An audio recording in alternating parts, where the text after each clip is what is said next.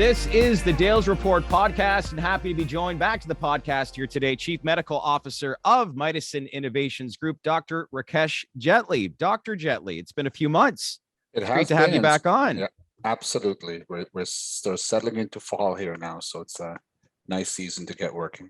Yeah, I know. Summer doldrums are over. Always a good opportunity for the growth of various industries, psychedelics, I think, being one for sure. But what's the atmosphere like amongst the company as we're heading into Q4? I know, the market has been a little stale for a while, but from a pure operations standpoint, do you envision a lot of growth over the next few months? Yeah, it's an incredibly exciting time. As you know, we're trying to be, and we are sort of the A to Z, right from, mushrooms, extracting the medicines, the psilocybin, making them, doing the phase, the preclinical trials and all of those things.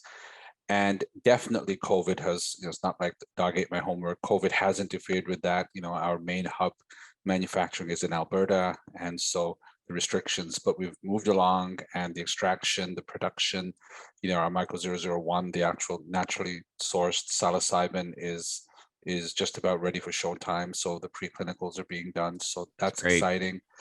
Our two thrusts at the other end are sort of the PTSD trial that we've spoken about. And, we can talk today a little bit about the smoking cessation, which I'm really pumped about. And so it's all hands on deck, full operations. And I think that as we're sort of lifting some of the COVID restrictions and we're able to sort of travel a little bit more and visit each other and get things going, it's going to be a really exciting next few months. Yeah, I 100% agree with you.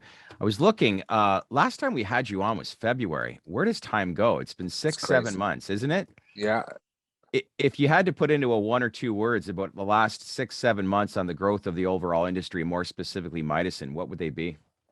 Well, I think it's continuing. I think it's continuing. What I love is I just got an email from, as a Canadian, the Globe and Mail, right? And the Globe and Mail has done a series of articles, and I'm just really paying attention to how mainstream academia, mainstream media is talking about these medicines, right? Mm-hmm. And I just think that, are they getting it right, do you think?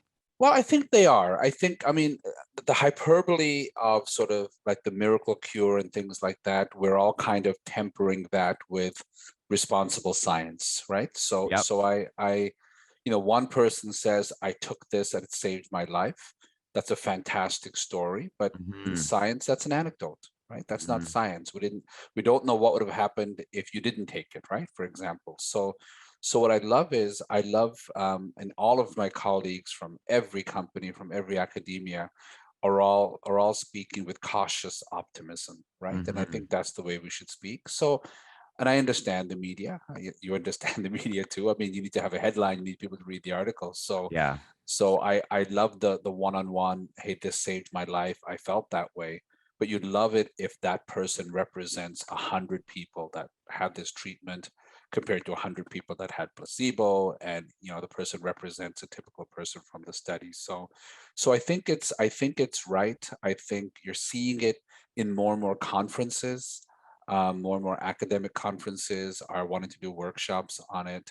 I'm getting more and more questions from universities presenting grand rounds. I did a great talk for a group of therapists that were curious about what are these medicines. And I just think it's really, really interesting how, whether it's the stock market and business, or whether it's the mainstream media, academia, I just love the fact that there's ongoing conversations, right? Yeah. The conversation ranges up absolutely from hyperbole, but you're seeing less and less of the, oh, people just want to get high. People just want to get, you're seeing less and less of that, which, I think with the marijuana industry, you saw that a lot more. But it really is, I think it's really exciting.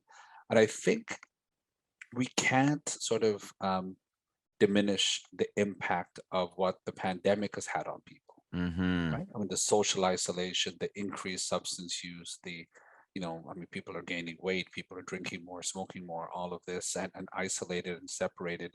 And so anxiety, depression. And so I think that, not that we needed any more reason to look for, better cures for some of these mental illnesses, but I think that what people have gone through over the last sort of, hard to imagine. You said February we met, but I mean, February was the year anniversary of the pandemic, right? I So, know.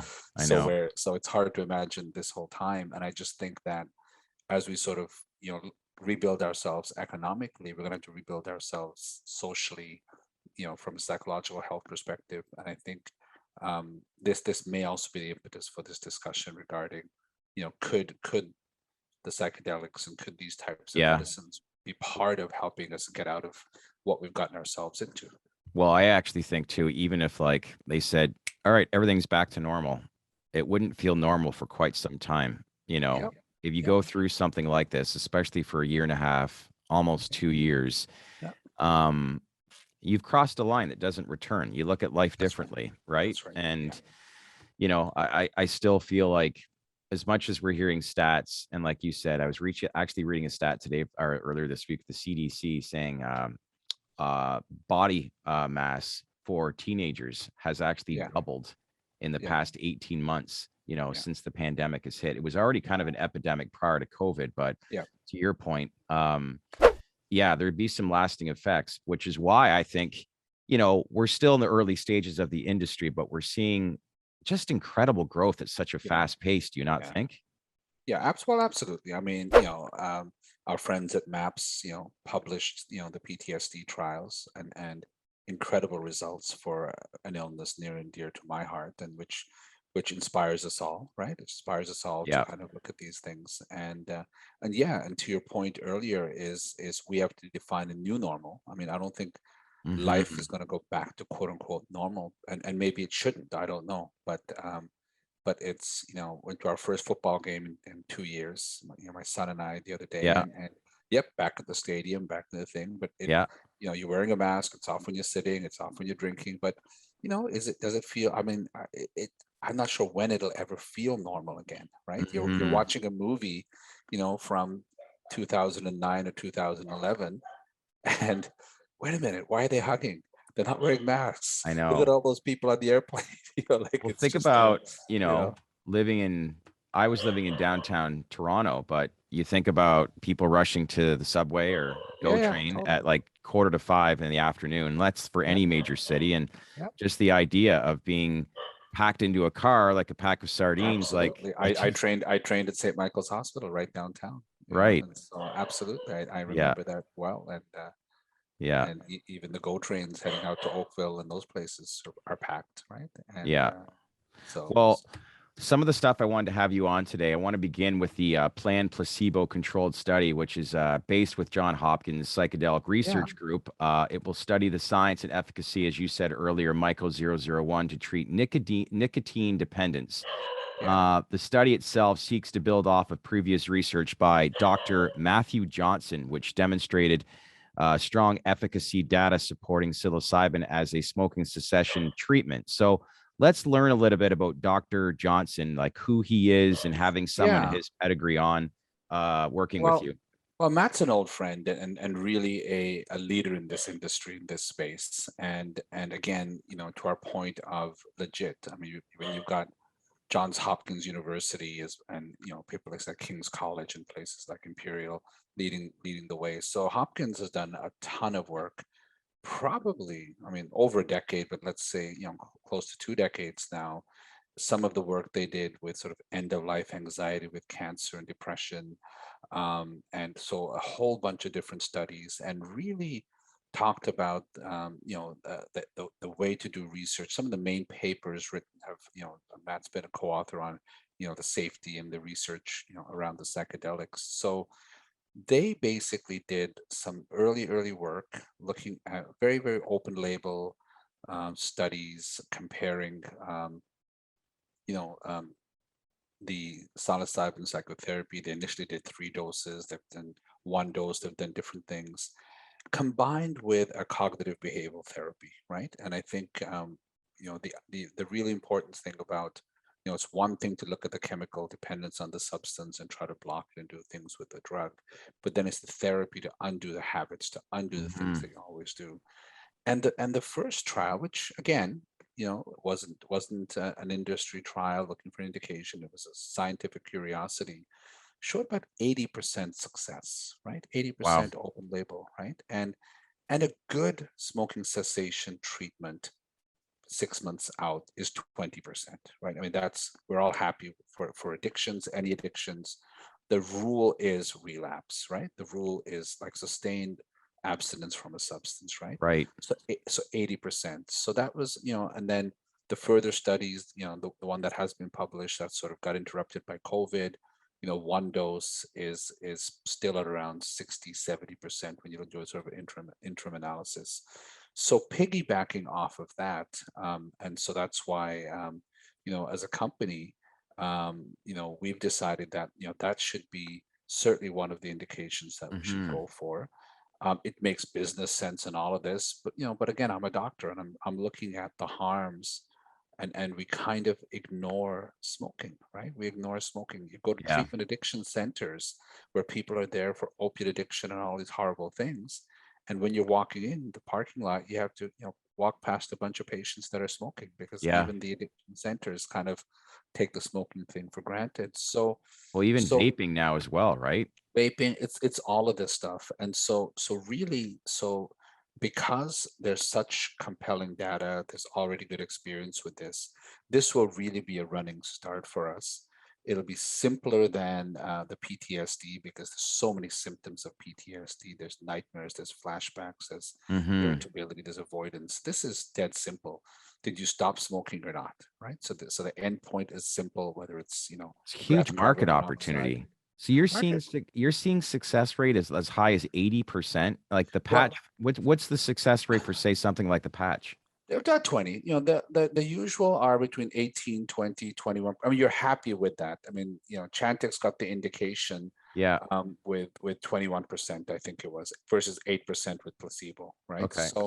So now the 80% was an open label, it wasn't placebo controlled. So let's say we do it like the current trials. I mean, we'll probably get between 60 and 70%, right?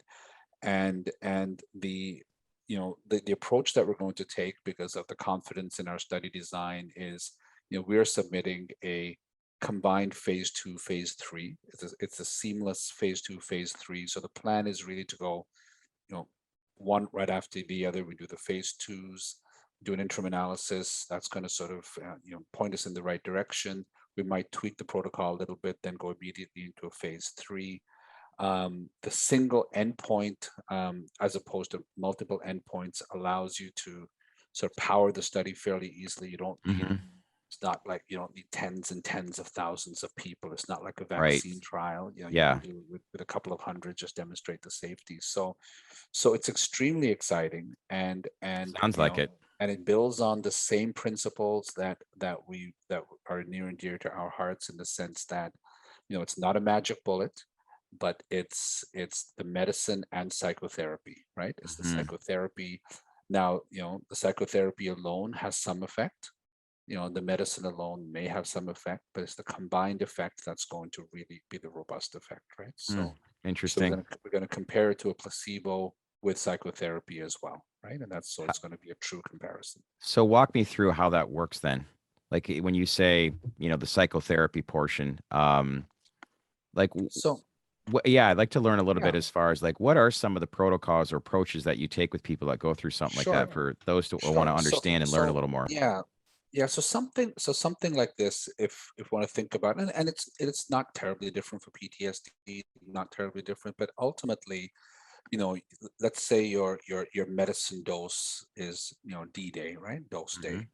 You meet the patient a couple of weeks before that, right? Okay. You start preparing them, you build up a therapeutic relationship, because the psychedelic experience itself with psilocybin can be a harsh experience, right? Like, as you're going through it. So your therapist, is going to be the person that's going to get you through it, right? So it's really helpful to say, to prepare them, hey, when this happens, you're going to feel like this. I'm going to tell you to, you know, close your eyes and just go for it. Things coaching. So you're preparing them for that experience, but at the same time, you're really exploring good old cognitive behavioral therapy kind of way, smoking as a habit, right? I mean, to sit there like it's so interesting because people talk about craving and dependence, right? You know, if you've had one cigarette, you've sort of satisfied the nicotine dependence, you've satisfied that. So people smoke 10 in a row, right? Then they stop and they smoke nothing. They can go to sleep. They can get on a plane for 7. I mean, they get a cigarette as soon as they get off the plane. So Right. it's a funny kind of thing where there's the dependence piece, the physiological craving and need and all this, but then there's the habit, right? I mean, Well, think about all that. Certain surroundings, certain absolutely. Yeah, certain people, that's right. certain times of Yeah, the yeah, yeah. day. I used to know a friend that says, I only smoke when I go bowling, right? Back in the day in Toronto, right? So the old bowling alleys used to have bars, and it's the only time he used to smoke. But Well, again, we in the we days, reached out on Reddit, and probably the biggest feedback that we got based off of this was when a goal is achieved. If somebody's working and a goal is achieved, if something happens where, I don't know, let's say they land a yeah, project or proposal, something yeah, along those lines, that's where somebody feels like they need to reward themselves. absolutely. So it's interesting. It's interesting because yes, and it's funny. I mean, drinking is kind of the same thing. But you drink to celebrate, but you also drink to mourn when you're grieving, right? So when you're Hmm. under stress and not happy, you might smoke more, which is interesting because for the first time in decades, smoking rates have increased during the pandemic. Up until Hmm. now, every time. So when soldiers go into war zones, they relapse and start smoking more, right? Like Hmm. so it goes both ways. You're absolutely right. So ultimately then what you do is you try to understand people's routines, right? Those are going to be the targets. So if you wake up in the morning, the first thing you do is, I mean, nowadays, step outside, you have a cigarette, then you come in and have a coffee and shower, shave, whatever. You try to disrupt that routine. Why don't you have a Right. shower first? Why don't you do this? People back in the day when we used to be able to smoke in our offices, people used to get on the phone as soon as they realize the call is going to be more than 10 minutes. Unconsciously, they reach and they grab a cigarette and they light it. So how do you undo those Right. very Of simple course. things like even putting an elastic band around the cigarette pack to make it harder to open? There's all kinds of different. So really, the idea is that talk a little bit about your drinking habits, teach you about a smoking diary, how you keep that, maybe set a quit date as well, and make that as part of the therapy. And then what happens is that the medicine, I think the way psilocybin works, and maybe last time we spoke a little bit about the whole ego loss, ego death that they talk about, and which is frightening to some people. But in some of these therapies, I think that whether it's PTSD, whether it's addiction, whether it's these behaviors, they become so intertwined, they become a part of you.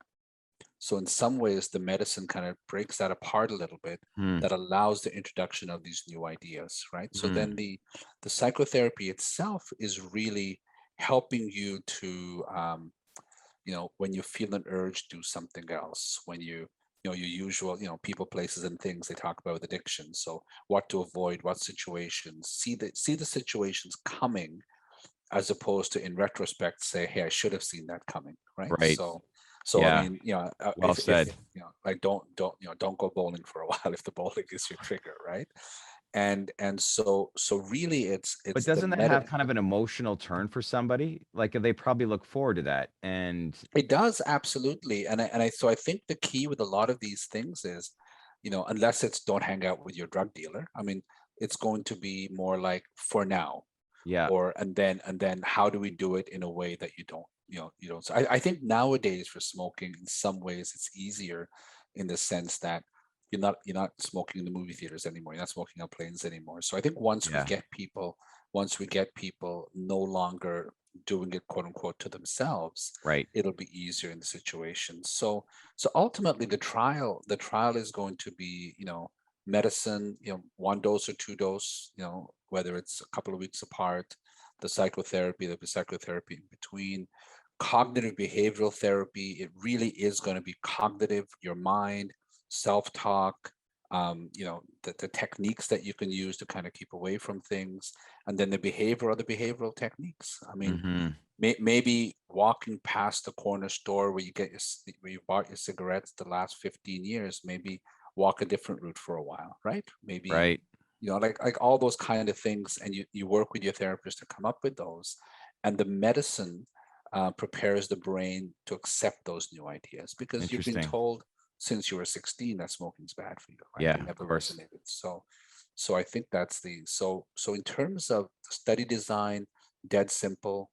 I think that once the FDA, sees what we have, we will go for the breakthrough and the fast track status, which is we believe it fits that definition in the sense that this is a serious illness, and we're proposing a very safe and effective treatment. And we think that we'll make a serious argument for getting that status the same way that we've had, the industry has, for PTSD and for depression, and like extremely excited about this. Yeah, it's good.